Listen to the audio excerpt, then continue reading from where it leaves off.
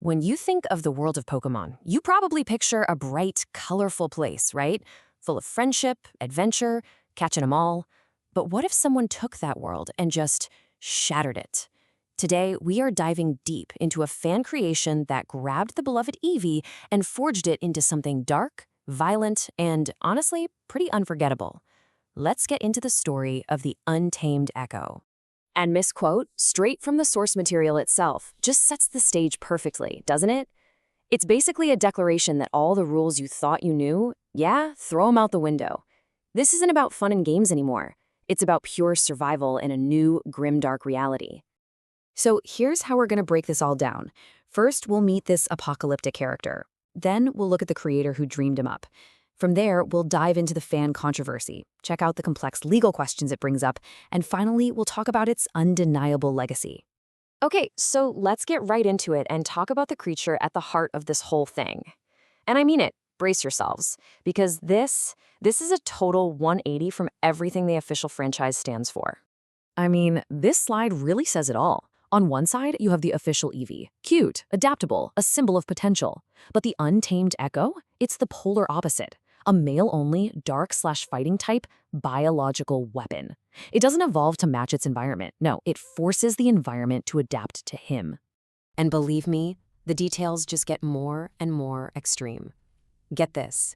This Eevee isn't a fox or a cat. It's described as a hedgehog-like anomaly.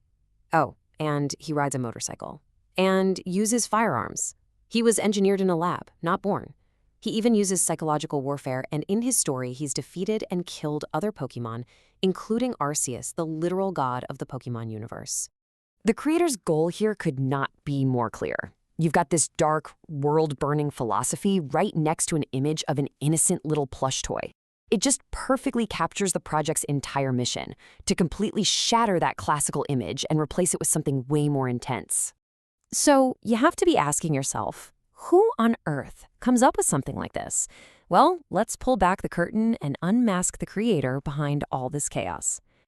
Seriously, who is the person that looked at one of the cutest characters in all of gaming and just saw, well, an apocalypse in fur?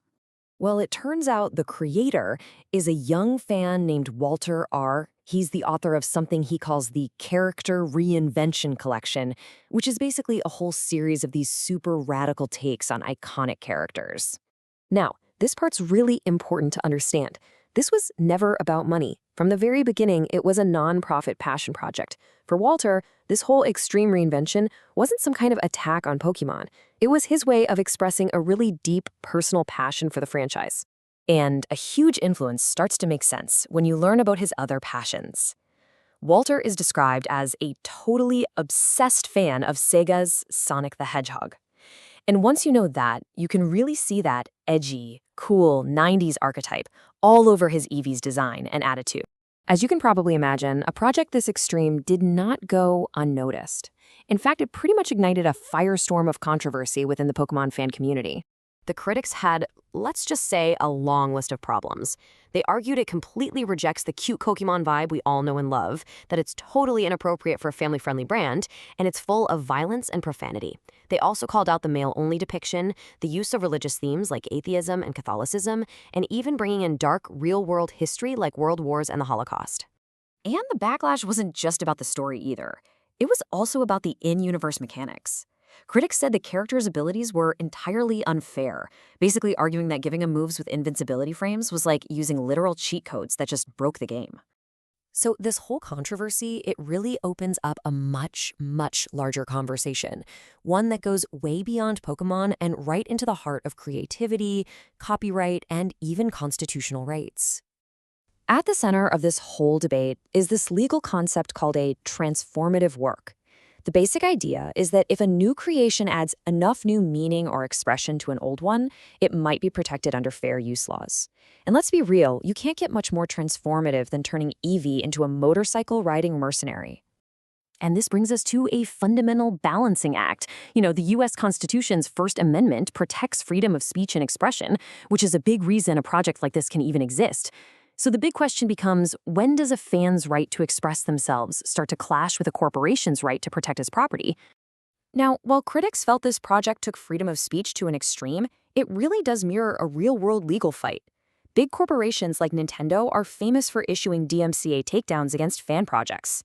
And in response, some fans argue that those actions violate their First Amendment rights.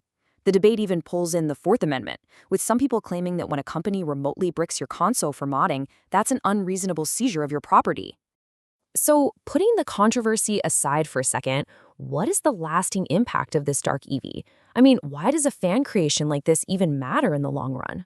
Well, for the creator, the answer is crystal clear. He doesn't see his work as just some fan fiction. He sees it as the evolution of storytelling itself, a character for a new generation that, in his words, wants more than the sanitized, mass-marketable charm of the original.